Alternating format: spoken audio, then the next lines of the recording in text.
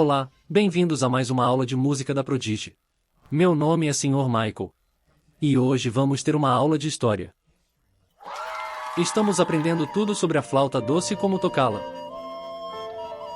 Hoje vamos aprender sobre a história da flauta doce. Como ela surgiu. Os diferentes tipos de flauta doce, e por que as tocamos hoje. A flauta doce tem uma história longa e fascinante, que começa na Idade Média. A Idade Média é o período de tempo aproximadamente entre 476 d.C. e 1450. As flautas doces começaram a aparecer em obras de arte religiosas já em 1315, mais de 100 anos antes do fim da Idade Média. Você pode ver que essa flauta doce é muito parecida com a nossa. Aqui está outra pintura de 1385. Existiam outras flautas cilíndricas de sopro na extremidade antes. E até mesmo alguns dos primeiros escritos conhecidos pelo homem fazem referência a júbilos, harpas e órgãos. Alguns estudiosos acreditam que o órgão seja um tipo de flauta de sopro na extremidade, geralmente com vários tamanhos agrupados como uma flauta de tambor, ou com orifícios para os dedos perfurados no corpo. O final da Idade Média deu início ao que é conhecido como a Idade de Ouro da flauta doce, quando a função da flauta doce deixou de ser um instrumento folclórico e passou a ser um instrumento solo virtuoso e sério, capaz de tocar as composições mais difíceis da época, entrando no período barroco, que começou em 1600. Nos anos 1600, foram feitos vários aprimoramentos na flauta doce, que melhoraram sua tocabilidade e possibilitou um som mais brilhante e distinto. Compositores famosos da época utilizaram todo o alcance e a flexibilidade da flauta doce. Georg Friedrich Händel, que escreveu o Messias de Händel, e Johann Sebastian Bach compuseram extensivamente para a flauta doce.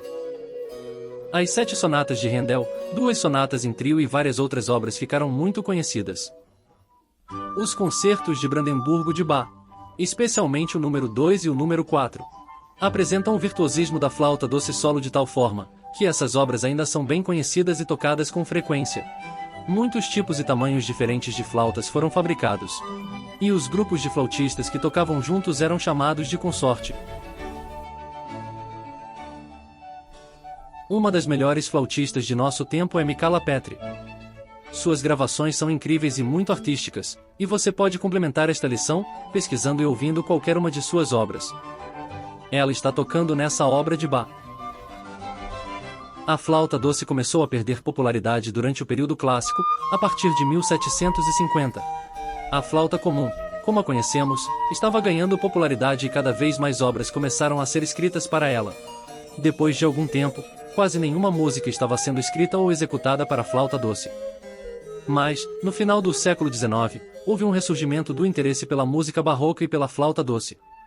Um professor de violino de Londres chamado Arnold Dolmetsch começou a colecionar flautas doces históricas, estudando seu design, e a formar um consorte para tocar com sua família por diversão. Um dia, enquanto viajava com seu filho Cal foi encarregado de carregar uma das flautas históricas. Quando o trem saiu da estação, Cal percebeu que havia deixado a antiga flauta doce na plataforma da estação de trem. Mas quando eles voltaram para a estação de trem, infelizmente, a flauta doce havia desaparecido.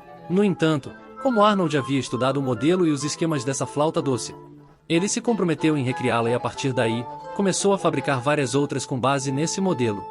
A linha de flautas doces de Arnold Dolmetsch foi fundamental para o renascimento da flauta doce, durante o século XX.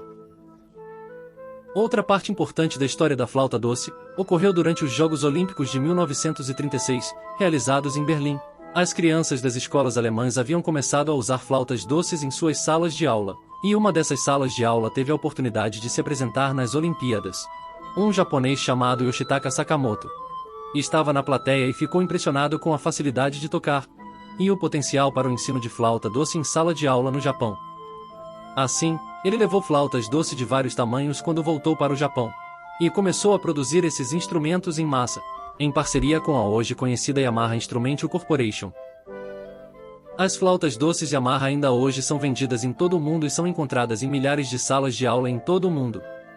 Atualmente, usamos principalmente a flauta doce soprano em Dó maior ou flauta doce simples, que tem uma faixa de aproximadamente 2 oitavas, de Dó a Dó, acima da voz humana. O bocal, também conhecido como fiple, é afinável e se conecta ao corpo do instrumento. A facilidade de tocar e o fato de os orifícios serem alcançáveis por dedos menores dão a vantagem de serem facilmente aprendidos na escola, e é o que estamos estudando aqui no curso de flauta doce prodigies. Há também a flauta doce sopranino, que é ainda menor que a flauta doce soprano. Sua altura é uma oitava mais alta do que esta e tem um som cintilante semelhante ao de um pássaro. A próxima flauta maior é a flauta contralto. Em vez de ser afinada em Dó, sua nota inicial é Fá, uma sexta abaixo do Dó da flauta doce soprano. Ela soa assim.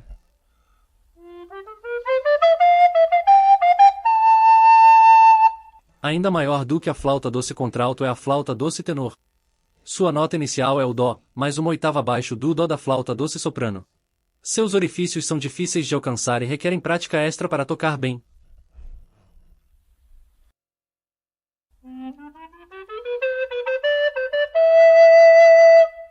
O rei das flautas é a flauta baixo. Você perceberá que há um acessório de bocal para soprar e, como os orifícios não podem ser alcançados pela maioria das mãos, há teclas de metal projetadas para se estenderem sobre os orifícios e cobri-los completamente quando pressionadas. Sua nota inicial é novamente Fá, abaixo do Dó da flauta doce tenor. Existem ainda outras flautas doces de outros tamanhos, maiores e menores, e com chaves diferentes.